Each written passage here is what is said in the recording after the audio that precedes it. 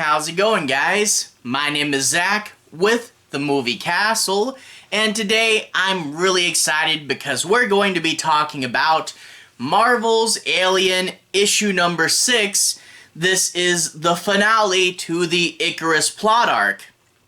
And overall, lots of really fun, exciting things happen, and this is a fun action movie wrap-up to the Icarus plot.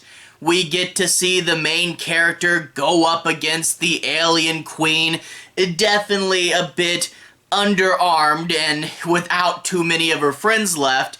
She has to see if she can make peace with her one remaining android friend, and of course, what happens when the nasty humans respond to their distress beacon. Can they actually get off the planet?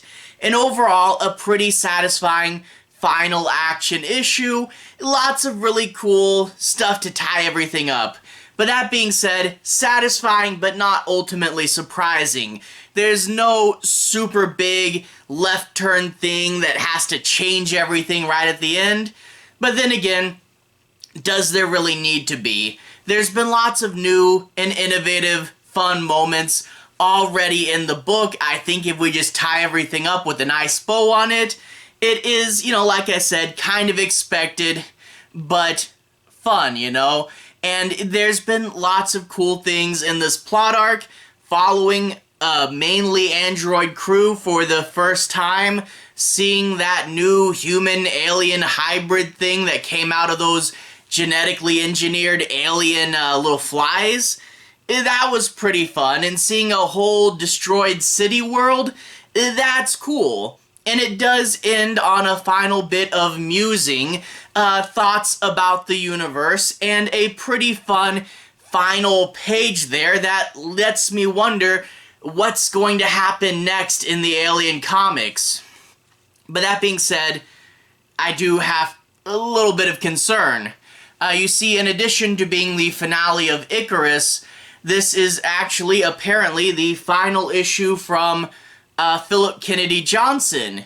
We had changed the artist for this plot arc, and now it seems like after this plot arc, we're going to change the writer too.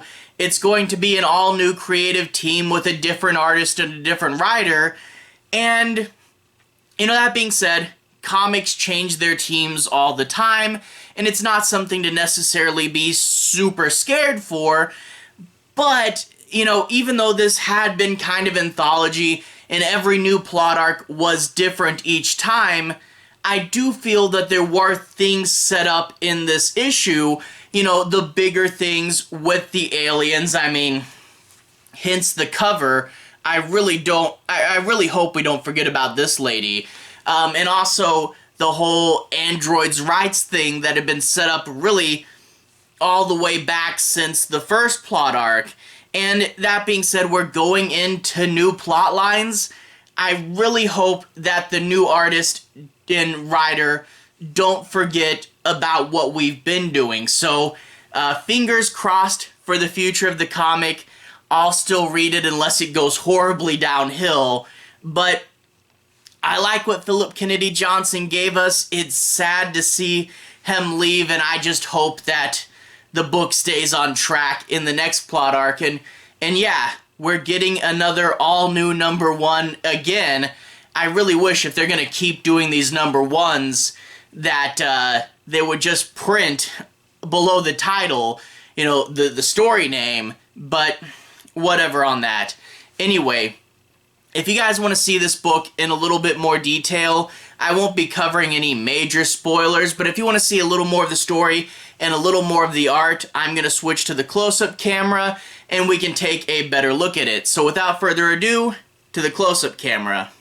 Alright, here we are inside the castle, taking a closer look at Marvel's Alien, issue number 6. Let's go ahead and bring this cover close to the camera. We see this, do they ever give her a name? The mysterious alien overlord lady with all these xenomorphs behind her, and hiding below on the stairs is our main character and the little kid there. And I really do like them at the bottom. It's this really nice detail. And this is a really good cover for a very mysterious character. Although, that being said, this does not exactly happen in the book. I will say that we do get a little bit that is somewhat related to this cover, but I thought we were gonna get... I mean, when you see this cover, I thought it was going to be, stand aside, Alien Queen, Alien Overlord is here, but that's not exactly how it plays out, and the character here, again, someone correct me if she's been named, but I don't think she has, but she plays just a very small part, and I was hoping it would be a more direct confrontation, and like I said, Phillip Kennedy Johnson is sadly leaving the book. I hope we don't forget about her. I hope something amounts with her, because, yeah, she's really cool, and I just hope she doesn't get forgotten about with the new writers. Let's actually flip to the back. We can see next is A #1. Again, we're doing an all-new #1, even though it's only been 6 issues into Season 2, and it says, A New Era of Carnage. But we get Declan Shalvey and Andrea Barocco. They're the new artist, and it will be in April. So this is February, we get March off, and then April. So it's not that terribly long of a break. I am curious if it will be just Alien #1 again, or if they'll finally actually put the plot arc name on the front, because it gets super confusing talking about these issues when they're all #1 over and over. So we'll see with that. And I will say I try to keep the framing a little tight because I don't want to spoil the ending, but there is a nice letter from Phillip Kennedy Johnson on the back talking about working on the story, and they even put a nice little sketch page below it. But, you know, I do like, you know, he's leaving the book, but he left us a nice little note. Anyway, let's take a look at the credits. Flip to the double-page credit splash.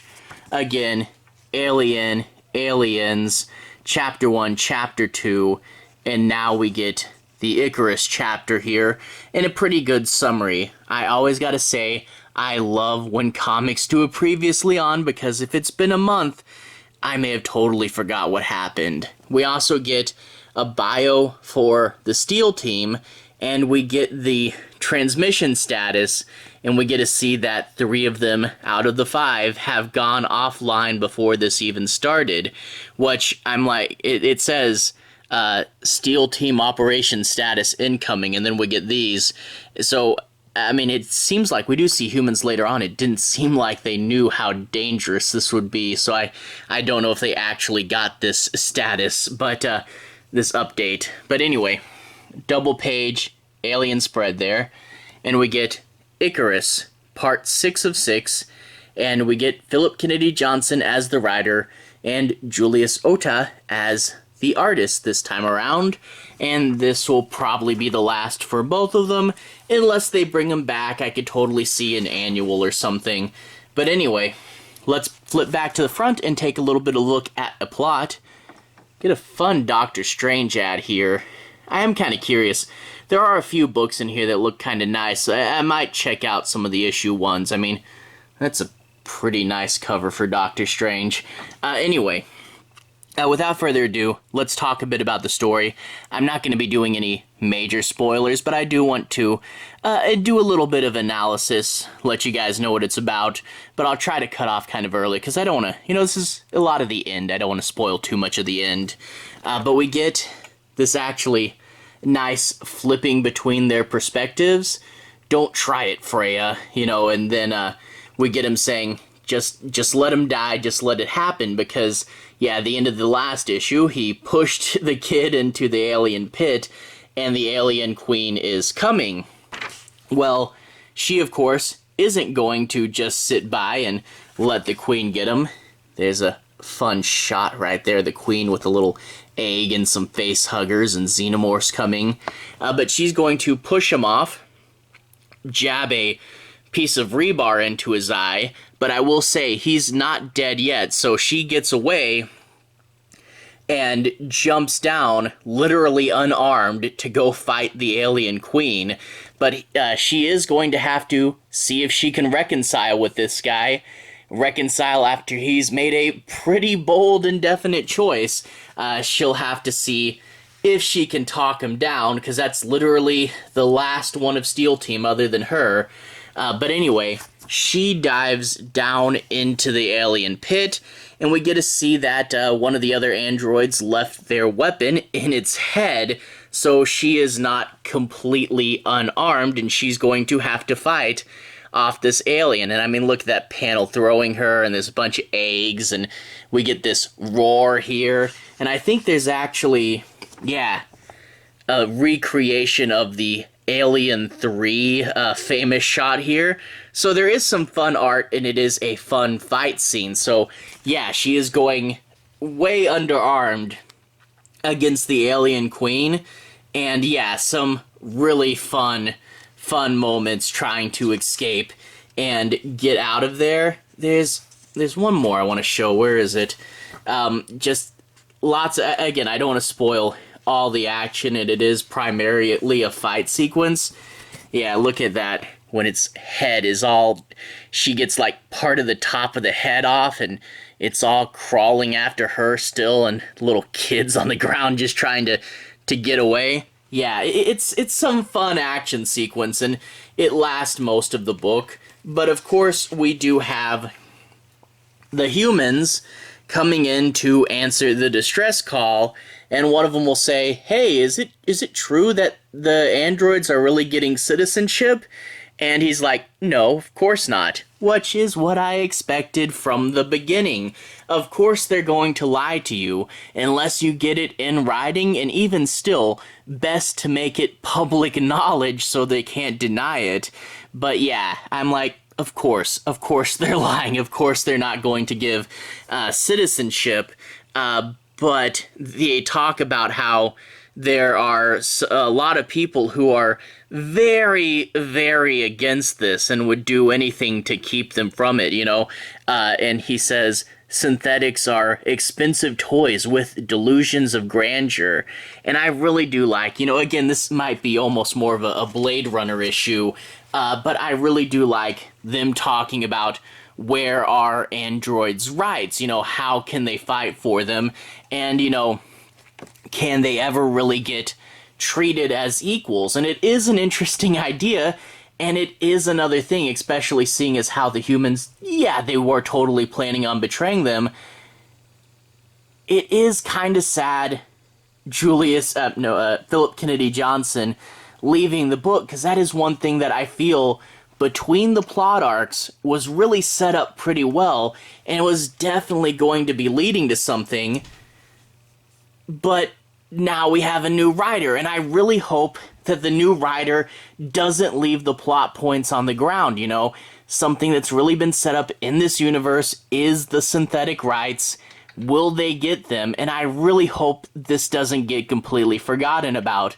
So that is my main things going into the next plot arc, is don't forget about the Overlord character, and don't forget about the battle of the synthetics. You know, I really hope these aren't just left in the dust for the next issue, but we never know.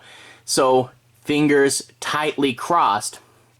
Also, one of the things I said with Phillip Kennedy Johnson, and when I saw this was all changing, but they would reference each other between the plot arcs, I really do hope we continue to get references to the other plot arcs. I mean, yeah, you can make them still stand alone, but I really was hoping that we would eventually get some Avengers-style plot where elements and characters from all the past ones would eventually come together and culminate into something.